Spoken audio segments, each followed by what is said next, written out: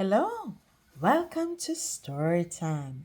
And today again we'll be reading from my Bible storybook, Sowing Faith in Our Little Ones. And today's story is Nature Obeys Jesus. Mark 4 verses 35 to 41. A mighty storm surprised the disciples when they were out sailing.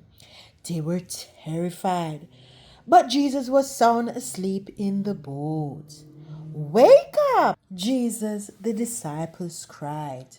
We are all going to drown.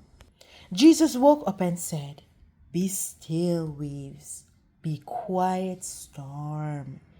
Immediately the sea was calm and the storm was quiet. Who is he? The disciples whispered to each other. Even the wind and the waves obey him. He is God. He is strong and mighty.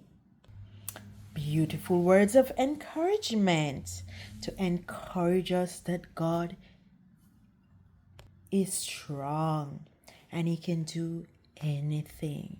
Thanks for joining us today for a short story time.